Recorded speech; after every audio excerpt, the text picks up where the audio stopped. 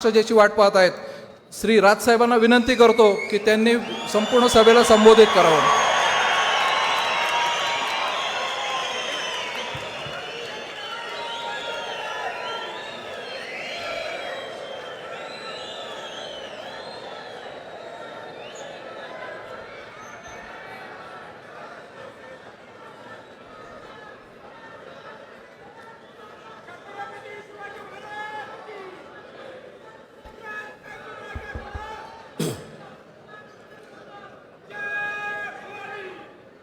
जमलेल्या माझ्या सर्व महाराष्ट्र सैनिक बांधवांनो आणि भगिनींनो,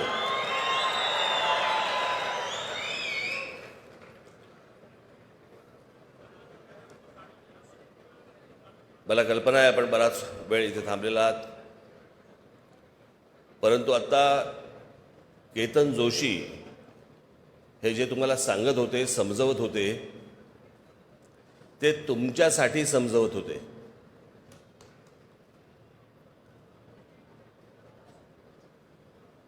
की हा सोशल मीडिया हा आपण कशा प्रकारे वापरला पाहिजे, राजकारणासाठी म्हणून याचा कसा वापर केला पाहिजे, लोकांपर्यंत तुम्ही कसे पोहोचलं पाहिजे.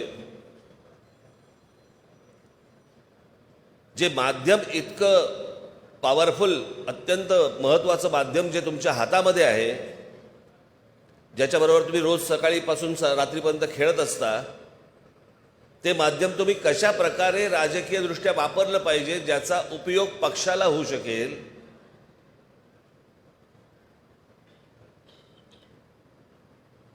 हे ती गोष्ट ते सांगत होते. आणि खरंच आहे,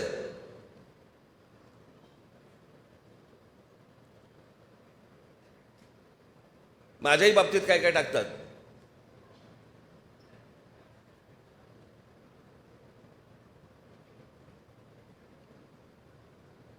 गाडी येते, दरवाजा उघडतो, मी खाली उतरतो आणि मागे रा रा रा रा रा रा रा रा. अरे काय म्हणजे काय?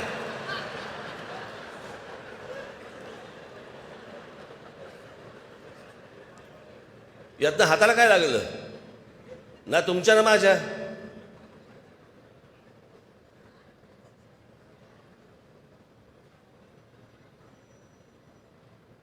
आणि मग काहीतरी आपल्या गाड्या दाखवायच्या, लाईट दाखवायचे, माणसं उतरताना दाखवायची, यातनं कोणीही ते पाहत नाही.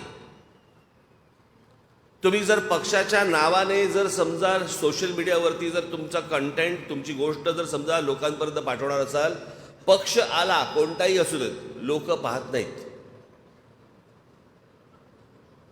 त्याच्याबद्दल जर समजा काहीतरी गोष्ट मिळणार असेल, त्यांना ऐकायला मिळणार असेल, पाहायला मिळणार असेल, तर लोक पाहतात, आणि ते पाहत नाहीत. असो,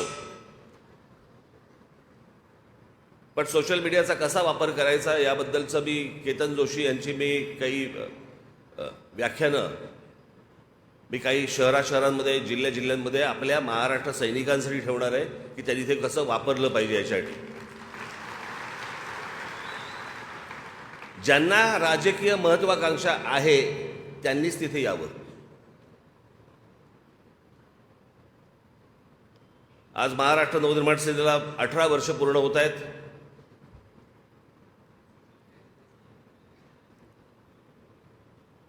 यावर्षी ठरवलं नाशिकमध्ये करायचं. दरवेळेला मुंबईमध्ये होतो, मग एके दिवशी ठाण्यामध्ये केलं, एके दिवशी पुण्यामध्ये केलं एकदा. म्हटलं याला नाशिकला करू. महाराष्ट्रातल्या प्रत्येक शहरांमध्ये, प्रमुख शहरांमध्ये दरवर्षी पक्षाचा वर्धापन दिन साजरा करायचा असं आम्ही ठरवलेलं आहे.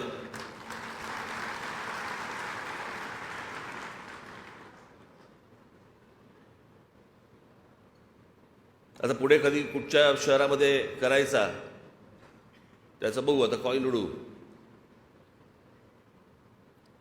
पण आज 18 वर्ष पूर्ण होत आहेत पक्षाला. मला असं वाटतं आज मी थोडासा राजकीय इतिहास तुम्हाला थोडासा सांगणं आवश्यक आहे. कारण आपल्याकडे सध्या काय झालेलं आहे, प्रत्येकाला की वडा टाकला की तळून आला पाहिजे, पण त्याच्यासाठी बटाटा शिजवावा लागतो, त्याच्यामध्ये अजून काही काही गोष्टी टाकाव्या लागतात, मग त्याचं पीठ करावं लागतं, बाकी गोष्टी असतात. या सगळी प्रोसेस बाजूला, फक्त आम्ही बटाटा खाणार, तो तळून आला पाहिजे. सगळ्या गोष्टी फास्ट फूड लेवलला गेल्यात. मी तुम्हाला सगळ्यांना एक गोष्ट सांगेन, माझ्या सर्व महाराष्ट्र सैनिकांना, खास करून माझ्या महाराष्ट्र सैनिकांना सांगेन, माझ्या बरोबरच्या सर्व सहकार्यांना, तुम्हाला सगळ्यांना सांगेन, राजकारणामध्ये जर समजा तुम्हाला वावरायचं असेल, राहायचं असेल, टिकायचं असेल, तर सगळ्यात महत्त्वाची गोष्ट ती म्हणजे लागते पेशन्स.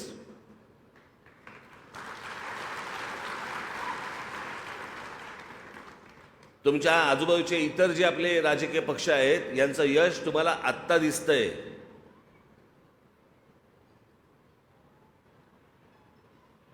आपल्याला असं वाटतं नरेंद्र मोदींचं जे यश आहे 2014 साली आलेलं, ते नरेंद्र मोदींचं आहे, त्यातला काही भाग असेल, पण ते संपूर्ण श्रेय इतकी वर्ष त्या पक्षासाठी झटत असलेले जे कार्यकर्ते त्यांचे आहेत ना, त्यांचं आहे ते श्रेय. 1952 साली पक्ष स्थापन झाले त्यांचा, 1952 साली जनसंघ, तो 1980 साली त्याचा भारतीय जनता पक्ष असं झालं नामकरण.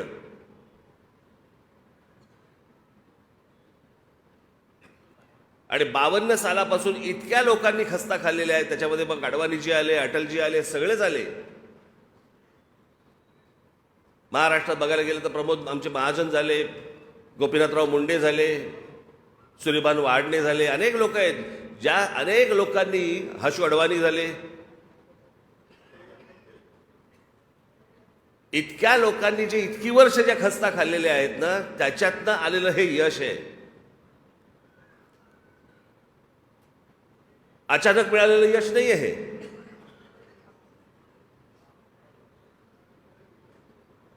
मग अटलजींचं सरकार ज्या वेळेला आलं ते देखील कसं आलं? पहिलं आलं किती 13 दिवसांचं, दुसरं आलं 13 महिन्याचं, नंतर आलं 4.5 वर्षाचं, नंतर परत 10 वर्ष काँग्रेस होती.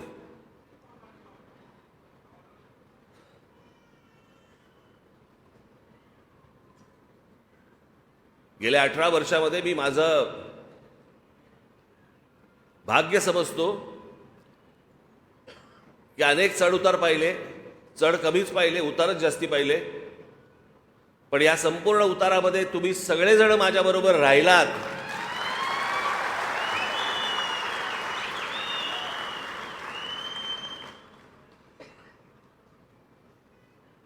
यश काय, कुठे जातं यश? मिळणार, निश्चित मिळणार.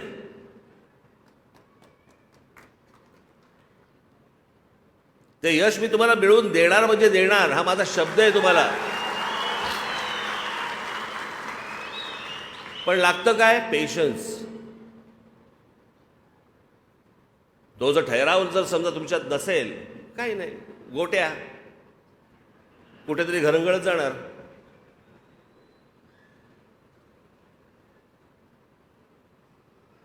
आणि मला ना, मी तुम्हाला खरं सांगतो, मला ना माझ्या कडेवरती माझी पोरं खेळवायची आहेत.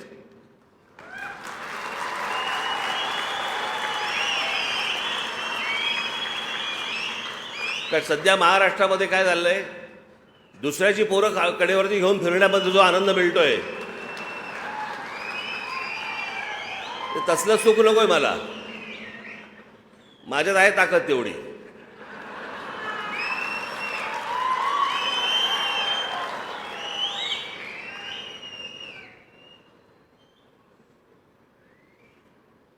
पण हे पक्ष उभं करणं, पक्ष चालवणं, राष्ट्रवादी काँग्रेस पक्ष आपल्या आधी 10 वर्ष अगोदर आला, पण त्याला मी पक्ष नाही म्हणणार. तो निवडून येणाऱ्या माणसांची बांधलेली मोळी आहे ती. आणि शरद पवार साहेब हेच करत आले आजपर्यंत. जे जे निवडून येतात त्यांना बरोबर घेतात, त्याची एक मोळी बांधतात आणि सांगतात हा माझा पक्ष. ते वेगळे झाले तरी ते निवडून येणार आहेत. हा तर झालेच. पण या महाराष्ट्रामध्ये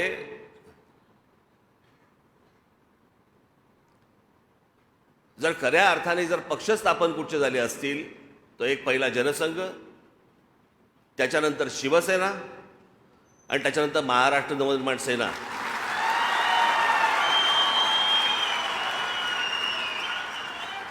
याच्यामधले 99% लोकांचा कधी कुठच्या राजकारणाशी काही संबंध नव्हता. इथे आमचा अविनाश जाधव कुठे बसला असेल? कुठे आहे? इथे.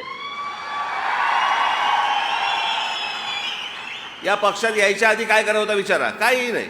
म्हणजे तो काम करत होता पण राजकीय दृष्ट्या काही करत नव्हता, कुठच्याच पक्षात नव्हता.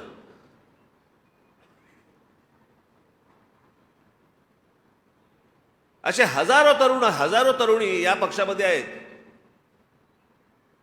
की जे अनेक ठिकाणी नावारूपाला आले, मोठे झाले, होत आहेत, अजूनही होतील. तुमच्यातले अनेक आमदार होतील, नगरसेवक होतील.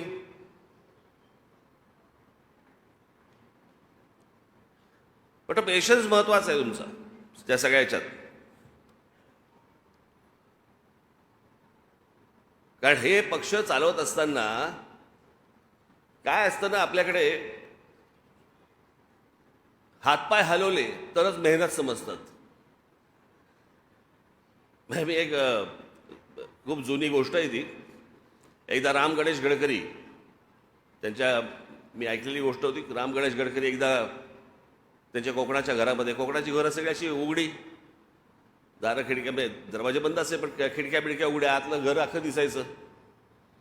एक माणूस राम गणेश गडकरींना भेटायला गेला.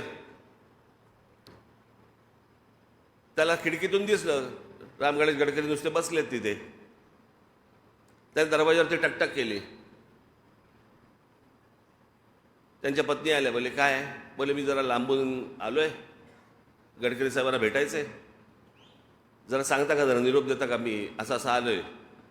ते बोले बसा तुम्ही बाहेर वरांड्यात, ते जरा कामात आहेत. अर्ध्या तासाने परत त्यांनी दरबार ठोकला. तो बोला अहो गडकरी साहेबांना सांगितलं का तुम्ही? ते बोले हो मी जरा सांगितलंय, तुम्ही बसा, ते जरा कामात आहेत. तिसऱ्या वेळेला तो भयंकर भडकला. तो म्हणतो नुसते बसलेत आणि हे सांगतायत मला कामात आहेत. मग तिसऱ्या वेळेला दरबार ठोकला. तो म्हणतो की तुम्ही कळवलं का त्यांना? ते बोलले हो मी त्यांना कळवलं, ते त्यांनी तुम्हाला सांगितलं बसा म्हणून, ते जरा कामात आहेत. तो म्हणतो बाई कशाला खोटं बोलता माझ्याशी? मगापासून खिडकीबंद बघतो मी, नुसते बसलेत ते, आणि तुम्ही सांगता कामात आहेत. ते बोलते नुसते बसलेले जेव्हा असतात ना तेव्हाच ते कामात असतात. आपल्याकडे विचार करणं हे काम आहे हे कोणी मानतच नाही. हातापायाची धावपळ जेवढी करू आपण, हातापायाची धावपळ जेवढी करू त्यालाच मेहनत मानतात. पण विचार करणं याला मेहनतच नाही मानत.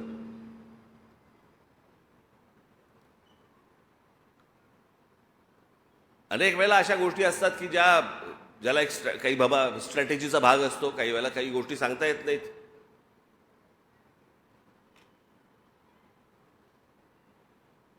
काही वेळेला तुमच्यासमोर एक चित्र वेगळं उभं राहतं. नशीब महाराजांच्या वेळेला सोशल मीडिया नव्हता.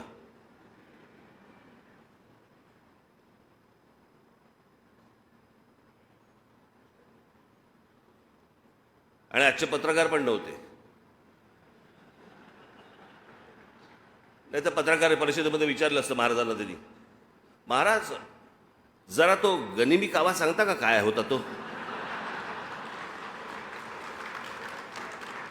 त्या दिवशी इथे मी आलो. कुठे बसले आमचे पत्रकार बांधव? हा इथेच बसलेत सगळे. त्या दिवशी मी इथे आलो, पत्रकार परिषद घेतली.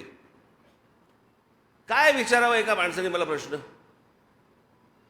मला बोलल्या नरेंद्र मोदी सध्या महाराष्ट्रामध्ये फिरतायत, सभा घेत आहेत, तुम्हाला वाटतं ते लोकसभेसाठी घेत असतील?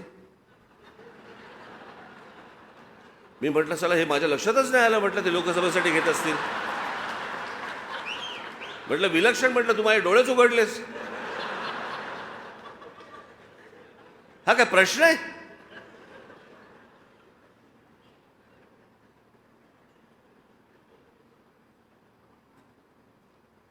आज या वर्धापन दिनाच्या निमित्ताने सांगतोय मी तुम्हाला एक पहिली गोष्ट. मला जे काय बोलायचं आहे ना, भरपूर गोष्टी बोलायच्या आहेत,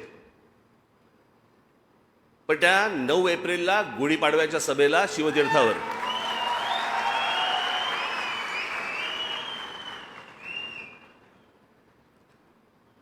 महाराष्ट्र नवनिर्माण सेनेने आज असंख्य कामं केली, अनेक कामं केली, अनेक आंदोलनं केली, यशस्वी आंदोलनं केली. माझ्या अनेक महाराष्ट्र सैनिकांनी तुरुंगवास भोगला, माझ्या सकट लाट्या काट्या खाल्ल्या महाराष्ट्रासाठी, मराठी माणसासाठी. आणि मग आपले विरोधक आहेत ना, जे पत्रकारितेमध्ये पण आहेत, मग हे आपले विरोधक सगळ्या गोष्टी पसरवतात. हे काय सुरुवात करतात पण शेवट करत नाहीत. आम्ही सुरुवात करतो आणि शेवट करत नाही. एक आंदोलन दाखवायचं मला ज्याचा शेवट नाही केला.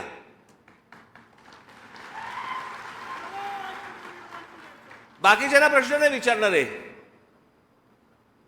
मग आता आम्ही विचारतो की मागच्या सरकारांनी एक विषय पुढे ढकलला होता, त्याचं पुढे काय झालं, शेवट का नाही झाला? अरबी समुद्रामध्ये शिवाजी महाराजांचं, आमच्या शिवाजी महाराजांचं स्मारक अजूनपर्यंत का नाही झालं? पंतप्रधान आले, फुलं वाहून गेले ना, काय झालं त्या फुलांचं? अशा कित्येक गोष्टी आहेत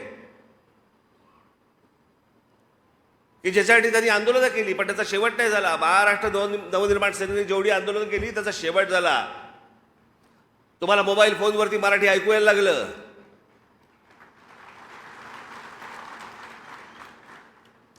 टोल नाके बंद झाले.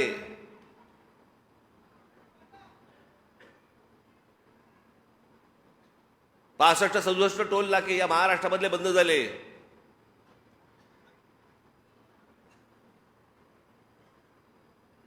आणि मी पहिल्यापासून सांगत होतो आपली भूमिका स्वच्छ होती, प्रामाणिक होती, आहे. टोल तर जगभर चालतात. आमचं म्हणणं होतं तिथून टोलमधनं जे पैसे येतात ते किती येतात आणि जातात कुठे. आमचा मुंबई गोवा रस्ता अजूनही भीषण आहे. मुंबई नाशिक रस्ता भीषण झालाय. रस्ते आम्हाला नीट करता येत नाही, टोल वसूल करताय. मराठी पाट्या झाल्या.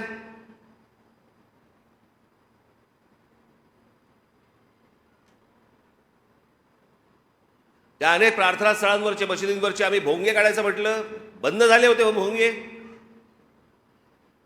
पण हे डरपोक सरकार, आधी जे उद्धव ठाकरे सरकार होतं त्या काळामध्ये आपण हे भोंग्यांच्या बद्दल बोललो. ते भोंग्यांच्या बद्दल बोलल्यावरती माझ्या 17,000 महाराष्ट्र सैनिकांवरती केसेस टाकले होते. आणि हे म्हणे स्वतःला समजतात हिंदुत्ववादी. 17,000 माझ्या पोरांवरती केसेस टाकल्यात. तुम्ही काय चुकीचं केलं होतं त्यांनी? ज्या भोंग्यांचा मुस्लिम समाजालाही त्रास होतो,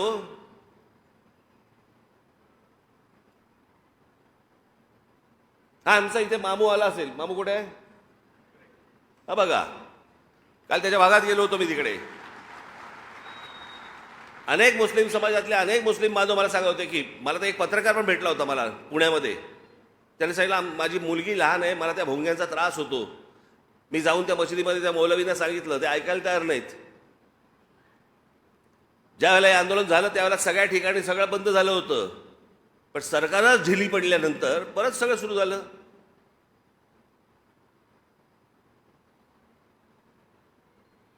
तुमच्या सगळ्यांच्या कष्टामधनं एकदा हे राज्य माझ्या हातात द्या, सगळे भोंगे एक साथ बंद करून टाकतो.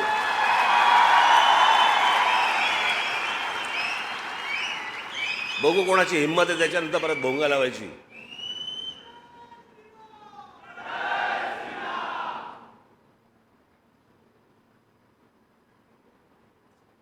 त्या समुद्रावरती अनधिकृत दर्गा बांधत होते. एका रात्रीत तोडायला लावला. आम्ही काय प्रार्थना करू नका म्हणतोय? आम्ही काय नमाज पढू नका म्हणतोय?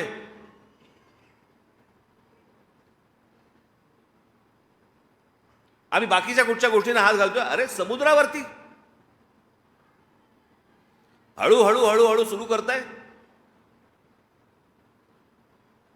ते झाल्यानंतर तुम्ही महत्वाची गोष्ट त्यातली बघा, ते झाल्यानंतर देखील मुस्लिम समाजाकडनं कोणती प्रतिक्रिया नाही आली, कारण त्यांनाही कळलं अनधिकृत आहे. पण हे केलं कोणी? का सरकारच्या लक्षात नाही आलं? जिकडे तो दर्गा होत होता त्याच्या बरोबर 100 फुटावरती तिथे पोलीस स्टेशन आहे. का नाही त्यांच्या लक्षात आलं? का नाही महानगरपालिकांच्या लक्षात आलं? मी हे तुम्हाला एवढ्यासाठी सांगतोय की बाकीचे लोक ज्या प्रकारचा अपप्रचार आपल्याबद्दल करतायत त्यावेळेला तुम्ही त्यांना सडकवून सांगितलं पाहिजे. त्याच्याकडे पण एक पुस्तिका पण काढली, आपण पुस्तिका पण त्याच्यासाठी काढली की आपण काय काय काय आजपर्यंत आंदोलनं केली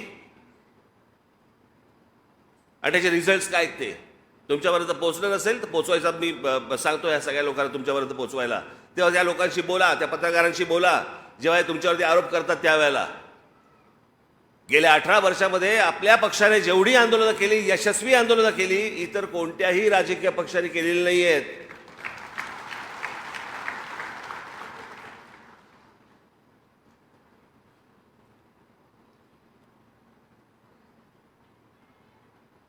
हे सगळं चालू आहे ज्यावेळेला मी एखादी गोष्ट बोलतो आणि तुम्ही ज्यावेळेला रिॲक्ट होता त्याच्यावरती. हे काय तुम्हाला असं वाटतंय लोकांपर्यंत पोहोचत नाही? लोकांपर्यंत पोहोचतंय. मी परवा दिवशी कल्याण डोंबिवलीमध्ये गेलो होतो, काल मी नाशिकमध्ये फिरलो होतो. अनेक माता भगिनी मी नमस्कार केल्यावरती दोन्ही बाजूनी माझे हात धरतायत आणि सांगतायत की आता विश्वास बाबा रे तुझ्यावरतीच आहे.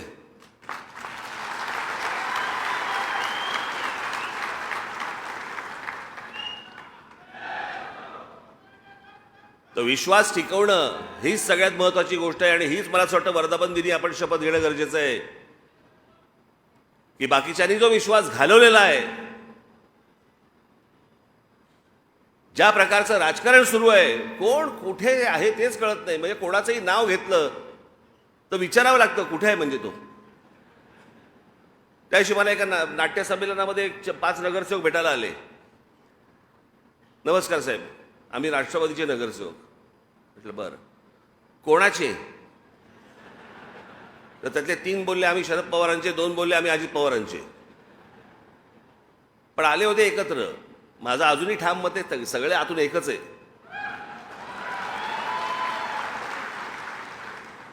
सगळं आतून एकच आहे. फक्त येडे बनवतायत, तुम्हाला मूर्ख बनवतायत.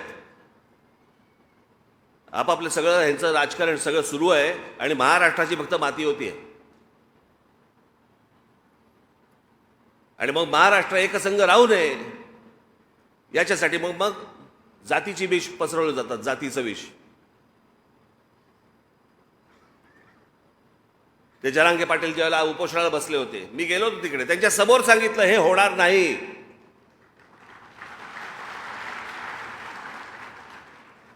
होणार नाही याचा अर्थ होऊ नये असा नाहीये. टेक्निकली हे होऊ शकत नाही. मागे एकदा सगळे मोर्चे निघाले होते, 1 मराठा लाख मराठा, सगळे मोर्चे निघाले, सगळ्या बाजून निघाले, सगळे आले, मुंबईमध्ये आले, सगळीकडे झाले. काय झालं पुढे?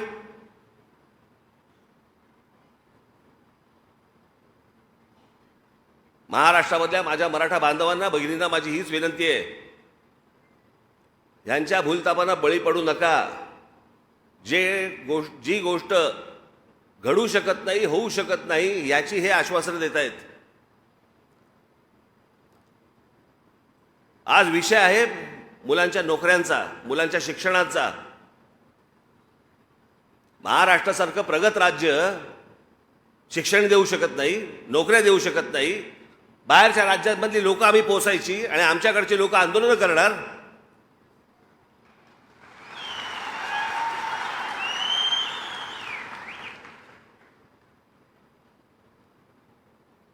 या राज्याला सहज शक्य आहे. येणाऱ्या प्रत्येक जन्माला येणाऱ्या व्यक्तीला शिक्षण आणि रोजगार देणं हे महाराष्ट्राला पूर्णपणे शक्य आहे. पण महाराष्ट्र तुम्ही एकत्र राहताच कामा नये, तुम्ही मराठी म्हणून एकत्र असताच कामा नये. महाराष्ट्र एकसंघ राहू नये, तो वेगवेगळा असावा. मग वेगवेगळ्या जातींमध्ये विष कालवायचं. आणि विष कालवायला तर नेते बसलेलेच आहेत. मग मराठ्यांचं झाल्यावरती ओबीसी उभे राहणार, ओबीसी उभे राहिल्यावर अजून कोणतरी उभे राहणार. आमच्याकडे महापुरुषांचा वाटप तर झालेलाच आहे. हा या जातीचा महापुरुष, हा या जातीचा महापुरुष, हा या जातीचा महापुरुष, हे करून ठेवलं याच लोकांनी. तुमची जेवढी मतं विभागली जातील तेवढी यांच्या फायद्याची आहेत. तुम्ही एकत्र महाराष्ट्राचे मराठी म्हणून जर समजा एकत्र आलात, हे यांना नकोय, या देशालाच नकोय. हे तुमच्यामध्ये विष कालवण्याचे धंदे जे सगळ्या सध्या सुरू आहेत ना, हे बाबांनो ओळखा. हा फक्त महाराष्ट्रामधल्या मराठा समाजाचा विषय नाहीये, हा प्रत्येक राज्यांमधल्या त्या त्या तिकडच्या समाजाचा विषय आहे. एका जातीबद्दलचा विषय जर समजा उद्या कोर्टामध्ये गेला तर या देशातल्या प्रत्येक राज्यामधल्या जाती उभे राहतील आणि हा आरक्षणाचा विषय अख्ख्या देशभर पेटेल. जे होऊ शकत नाही, जे सुप्रीम कोर्टातनं होऊ शकत नाही, त्याच्यासाठी अधिवेशन घ्यावं लागेल लोकसभेचं, ते घेता येणार नाही. जोपर्यंत निर्णय येणार नाही तोपर्यंत काहीतरी वकिलांशी बोलून बघा. मी खोटं नाही सांगत आहे. जसं छत्रपती शिवाजी महाराजांच्या पुतळ्याबद्दल मी बोललो होतो, काँग्रेसचं सरकार असताना जेव्हा ते निघालं की अरबी समुद्रामध्ये शिवछत्रपतींचा पुतळा उभा करायचा आहे, तो पण स्टॅच्यू ऑफ लिबर्टीपेक्षा 2 इंच वरती, तेव्हा मी सांगितलं होतं हा पुतळा उभा राहू शकत नाही. जिथे स्टॅच्यू ऑफ लिबर्टी उभं आहे ते एका आयलंडवरती उभं आहे, दगडी आयलंडवरती, जे खाली जात नाही. इथे जर समुद्रामध्ये उभं करायचं असेल तर भरणी टाकावी लागेल, समुद्र येतो. आणि अशा प्रकारची भरणी टाकून जर समजा अशा प्रकारचं स्मारक करायचं असेल, आज या क्षणाला त्याला किमान 25 ते 30 हजार कोटी रुपये लागतील कमीत कमी. मी म्हटलं रे, शिवछत्रपतींच्या आमच्या राजाची खरी स्मारक हे गडकिल्ले आहेत.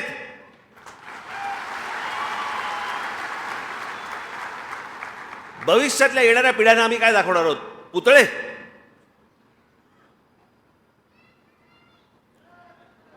आमच्या राजाने केलेलं जे काय म्हणू आपण त्याला, त्यांचं यश, कर्तृत्व, त्यांचं मोठेपण, हे सगळं त्या गडकिल्ल्यांवरती आहे. तो इतिहास आहे आपला. जसं पूर्वीसारखा जसे गड होते तसे जर समजा उद्या ते गड झाले तर पुढच्या येणाऱ्या पिढ्यांना आपण इतिहास सांगू शकू.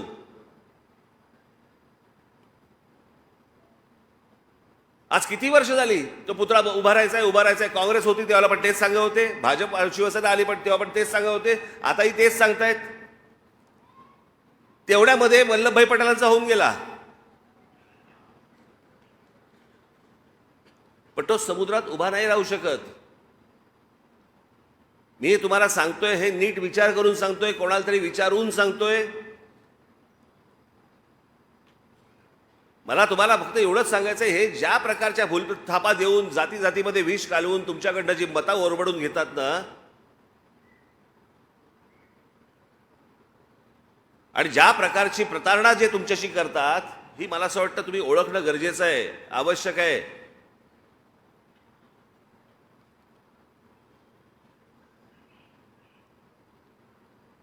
आज आपला 18वा वर्धापन दिन आहे.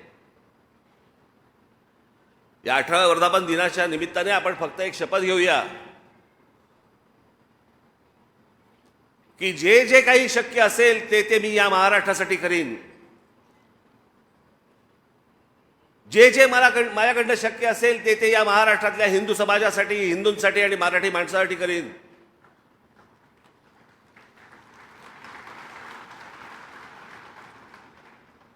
हे आत्ताचं चाललेलं राजकारण हे आळवावरचं पाणी आहे, यातनं हाताला काही लागणार नाही. आपल्याला महाराष्ट्र घडवायचा आहे. जो महाराष्ट्र पूर्वी होता तसा महाराष्ट्र आपल्याला उभा करायचा आहे, जातीपातींशिवाय उभा करायचा आहे.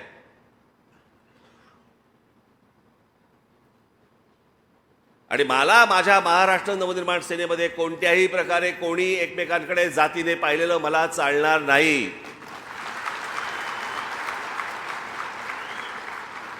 तो खालचा आहे का वरचा आहे का कोण वरचा आहे, कोणी ठरवलं वरचा आहे, आणि खालचा आहे कोणी ठरवलं खालचा आहे. शिवछत्रपतींचं नाव घ्यायचं ज्या माणसाने 18 पगड जातींना एकत्र घेऊन स्वराज्याची स्थापना केली, हे वाक्य बोलायचं आणि जाती जातीमध्ये भेद निर्माण करायची आपण. मला असं वाटतं सर्व जाती सर्वांनी आपण एकत्र येऊन हा महाराष्ट्र घडवण्याचं एक स्वप्न आपण पाहूया, ते प्रत्यक्षात आणूया. आणि आज या 18व्या वर्धापन दिनानिमित्त मी आपल्याला सर्वांना मनपूर्वक शुभेच्छा देतो. येणाऱ्या निवडणुकांचे काय निर्णय घ्यायचे ते लवकरच तुमच्यासमोर मी सांगीन, आणेन. तोपर्यंत आणि पुढे पण काय ठेवायचे तुम्ही?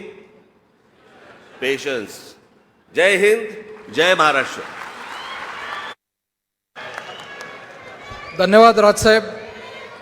सभा संपण्यापूर्वी राष्ट्रगीत होईल. सर्वांनी आपापल्या जागेवर उभं राहायचं आहे. राष्ट्रगीत होईल आणि सभा संपेल.